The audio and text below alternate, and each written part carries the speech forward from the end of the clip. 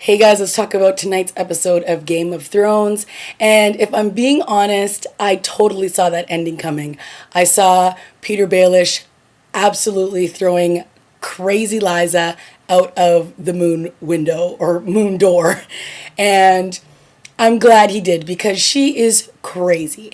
And all the things that she was saying really were true. And I think that that is exactly why he had to get rid of her because she is a loose cannon. She has done so many things for Peter and she has destroyed her own happiness, or she has given herself what she believes to be happiness in Peter, knowing that he always loved her sister and that he was never going to love anybody the way he loved Caitlyn. So the fact that she witnessed him kiss Sansa in the scene before this, and then Sansa's summoned to this room with this moon door, I was like, oh boy.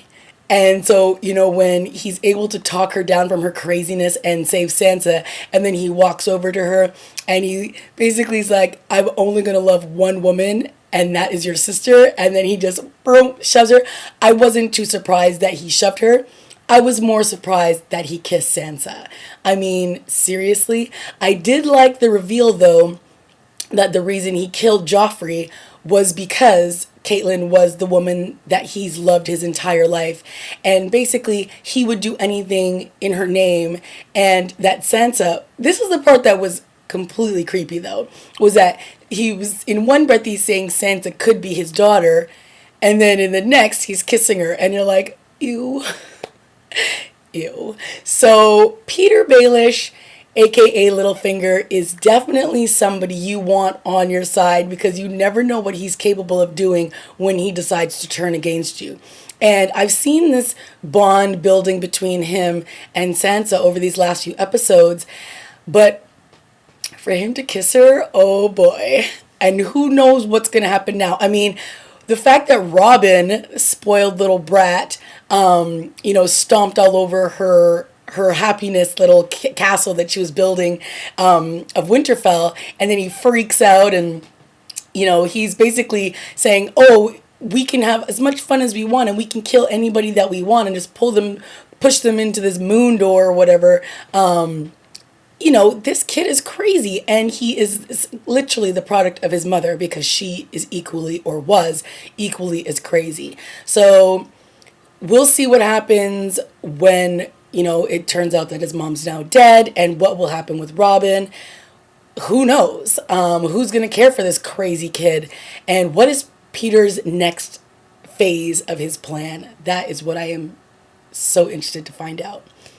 My other absolute favorite scene in this episode was with Tyrion and Prince O'beryn of Dorn. And when he comes into the prison cell and sits down to talk to Tyrion, I was like, volume up. I need to hear every single word that transpires in this conversation because I knew it was going to be so important.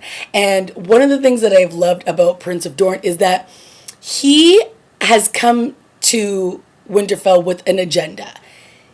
And like I said in last week's episode, or the one before, was that he hates the Lannisters so much because of what they did to his sister, that the fact that he was put on this council and the fact that he was having all these intimate conversations with Cersei, and they were sort of building this faux alliance or alliance, is so intriguing to me.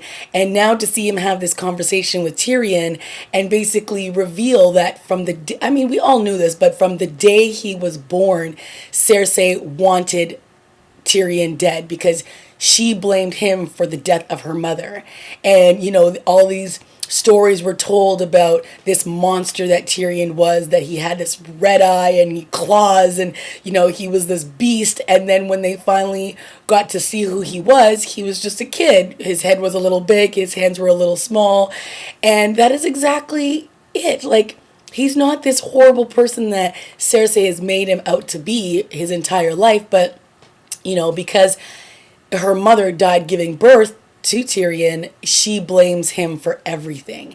And I love that Oberyn basically says, I will be the person that fights against this beast, Sir Gregor, who is basically the man who raped and murdered his sister. So he obviously wants to get revenge for that, and he obviously doesn't want to see Tyrion die. So I just absolutely loved that scene. I mean, anytime he speaks, I love listening to him, Oberyn, because there's so much more going on in that conversation than meets the eye. So when he's sitting there, he's talking to him, and Tyrion's listening, and you see him get all teared up when he's like describing how his sister, hated him from the day he was born, and basically grabbed a hold of his, his little weenie and like tried to strangle it off. Like, she just had so much venom in her towards Tyrion, and there's nothing he could ever do in his life to change her opinion of him. And like he says, Cersei basically gets everything he wants. So when his, what do you call them? His, like, he wasn't his, not the Kingslayer, but his right-hand man, Bronn, came in to see him earlier. He's all dressed in this nice outfit because obviously Cersei got to him, and now he's being shipped off to some woman who he's gonna marry, and he's basically like, listen, if you can pay me more and double the price of what I'm basically gonna get from your sister, then I'll help you out. But if you can't, then I gotta look out for number one. And that's just it. Cersei gets to everybody and ends up working on her behalf. So, like, we all know that Tyrion is not guilty of this crime. It doesn't matter because she's gotten everybody to turn against him. And Tyrion can't be upset with Bronn, can't remember how you say his name, for it, because that is one of the things that he liked about him, was that he was a selfish bastard and only looked out for himself. And so he's like, he shakes his hand and is like, you got to look out for number one. I would too, basically. And even though he's like, the Lannisters pay their debts, he knows that he doesn't have anything right now. So he's no good to him. So, that was a really sad scene between them, because you know that he doesn't want to turn his back on Tyrion, but he absolutely has to. Jaime and Tyrion had another great conversation right off the top of the episode, where he's basically chastising him for turning against this deal that he made with his father. And what I love about that is Tyrion says, this offer that father made to you, you were going to give him everything he wanted, for you to be the heir, for you to go and rule at Castle Rock. And he was like, I was so happy to take that away from him, that joy away from our father. And, just seeing this two of them sitting there having this conversation, and knowing that this is maybe one of the last conversations that they'll ever have together, was kind of sad. And you could see, like, the sadness in both Tyrion and Jaime's face when they're having this discussion, that, yeah, like, Cersei's going to get the best of this. And when he realizes that she's going to choose who this big fighter is going to be that goes up against whoever fights for Tyrion, he knows he's pretty much doomed. And when we get a glimpse of who this man is, Sir Gregor, he is a beast. And it just looks like he could probably rip someone's head off with his bare hands. So it looks like this is who Prince O'beryn of Dorn is going to fight. And I cannot wait to see that battle, because I'm sure it's going to be more brain than brawn from Prince Oberyn's side, because he'll know how to, like, maneuver his way through this battle, because let's face it, this guy is like ginormous. He's a beast. So I can't wait to see that. We also had some really great scenes once again between Arya and the Hound, and it's like this brother sister, fighting, bantering going on, and then this tender, caring moment the next. Like, when we first see them, they roll up to this home where it looks like it's been pillaged, and this man is basically bleeding out, and, they're having this conversation, and, the Hound pretty much just puts him out of his misery at the end of it. And you can see that this is what their journey has become. Like, they show up to these places, either they end up killing them because they know that they're not going to be able to survive on their own, and they take their silver or whatever, or they're just putting people out of their misery because all these homes are being attacked. And then the next time we see them, they're fighting one another because we find out a little bit more about the Hound and how he got the burn on his face, and that it was actually his brother who did it. And, that is why he's afraid of fire. And it's just this really great moment between the two of them, because literally these two are all each other has right now. And to see Aya take care of him the way she did, she's like, I'll clean out the wound and I'll sew it up for you. And, he concedes and says, okay. And it's just this nice moment between the two of them, because he's on her list of people that he wants to kill, that she wants to kill. But I just know that probably won't happen. And even if it does, it's going to be one of those moments where I feel like that will be the final chapter in her transition into becoming this beastly warrior that she's becoming.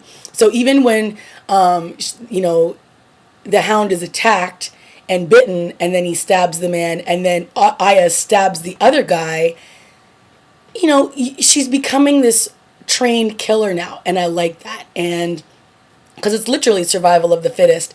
And so I feel like even though the Hound is on her list and we hope that she wouldn't kill him, she just might. And when she does do it, I feel like that is like the final chapter in her journey that we've been watching. And I love it. It would make me sad to see him die at her hand, but also a proud moment, if that makes any sense. Like, just the relationship that these two have, I almost feel like he would be proud to let her kill him. You know what I mean? Like, he taught her everything he can before he goes. So I'm really loving the relationship between the two of them, and I can't wait to see where it goes from here. So we also had some stuff going on with Brienne and Podrick, and they ran into a gentleman who knew Aya back when the Lannisters had taken, I think it was Jaime, had taken them hostage and was going to sell them to here and there, and he ends up helping them out, letting them know that Aya is alive and that she's going by the name Arya. And so now they're sort of going on this journey. They're trying to find Sansa, and now they're thinking, well, maybe she could be going in this other direction, because Podrick was told by Tyrion to study everybody's, like, know everybody's names, know who their families were, so that they could know where they could be hiding or staying and all that kind of stuff. So now they're on another, it looks like they're, I believe, veering off their course a little bit, maybe to find Aya, to then also take them to Sansa. And what I liked in that scene was because Podrick was warning her, like, you shouldn't be telling people that we're looking for Lady Sansa, because, the Lannisters have money and people will pay to, or will try to kill you to get, like, they're basically, we can't trust anybody with the information that we're looking for Sansa, because they might try to take us out when we find Sansa and all that kind of stuff. So, in this moment, you hear him say it, and it doesn't work out that way, but it could in the future. So I like that he was, just telling Brienne, be careful what you say, because you cannot trust anybody. And money speaks louder than anything in this world that they live in right now. So we also had some good scenes with Khaleesi and her sidekick, what's his name again? Dario, who is kind of easy on the eyes and has chemistry with Khaleesi like crazy. And when she asks him to strip down, I was like, the view from back here is pretty good. So, yes, we get a sense from this conversation that they're having, though, that he doesn't want to just be some man who's on like a night's watch. He wants to be the fighter. He wants to kill people. He wants to protect Khaleesi, and he wants to be able to do what he does best. And so she basically sends him on this journey now to, I think it's Yemki, and she originally wants him to kill all the masters of these slaves, but then her other sidekick, Jorah, basically warns her against this, that this might not be the best plan, and that if Ned Stark had followed her example, he would be dead, because he was once masters of slaves, and if he wasn't, saved by Ned Stark, he'd be dead. So she then changes her tune and gets the boy from last week's episode who was pleading to Khaleesi to be able to at least give his father a proper burial, to take him with her, or take him with them when they go to Yemki, and let them know that they have a choice, that they can either follow the same rules that they were following before and die, or follow the new rules under Khaleesi's regime, and they have a choice. So either way, it's with her or they die. So I like that she's understanding that it's not just a hard and fast rule way to rule, but that there are ways that you can manipulate it in your favor and still give people a choice. And so, she's learning and she's listening to her counsel, and she's not just like, I'm the mother of dragons, I can do whatever I want, because that ultimately does not make for a good ruler. So, she's still, again, building that army and letting people know that she means business, but we'll see how it all plays out, if it works in her favor or not. We also got to see Melisandre, and she's the one who's, always talking about Lord of the Light or all that stuff. And we had a very interesting scene with her and, what's his name? Stannis Baratheon's wife. And they're having this long conversation, and at the end of it, they're basically about to go off on this journey, and she doesn't want their daughter to go with them. And Melisandre's like, no, she needs to come with us, because if you look into the fire, you will see what I see, and you will understand that your daughter needs to be with us on this next path, and it's very important. So is it like a sacrifice? Is she some special child that will give them something bigger than what we know right now? Very interesting. So it looks like Melisandre is aware of something that we're all not aware of, and now the mother seems to be convinced that the daughter must come along on this journey. What does it mean? Who knows? This woman and all of her little potion spells and put this in some wine and this will make this man lust, and put this in this. So who knows what is going to happen with Melisandre and this next piece of travels that they go on. But should be interesting. Yeah, it was a good episode. It wasn't a whole lot of shock and awes, but puzzle pieces once again being moved around. And like I said, that conversation with O'beryn in the prison cell with Tyrion was one of my favorite conversations of the episode. And then, of course, Peter Baelish at the end, tossing crazy cuckoo for Cocoa Puffs Auntie Liza into the moon door, or through the moon door, was great to see. And we also got to see Jon Snow, which, again, these men on this council at the Night's Watch just aren't even trying to listen to him. And obviously, Jon Snow knows what he's talking about, but they're just not listening. So when the day comes and these White Walkers come, or the wildlings show up, I mean, it's just going to be a massacre. And he's just going to be sitting back and like, I told you so. Because they're just not listening to anything he's saying. So I hope that whole council just gets wiped out. Because it's like, well, I told you they were coming, and you're just not trying to hear anything that I am trying to tell you. So it will not surprise me when they show up and they start cannibalizing everybody there and going crazy. And they're just going to be outnumbered. So it is what it is, and we'll see what happens. Okay, guys, let me know what you thought of this week's episode. Did you see Liza getting pushed through the moon door? Did you think Sansa was going to get pushed through the moon door? What do you think of O'beryn deciding he's going to fight this crazy Sir Gregor? Who's going to come out on top? Are you enjoying the Hound and Arya as much as I am? Because I love those two. Let me know what you're thinking, and I'll see you guys next week. Okay, bye guys.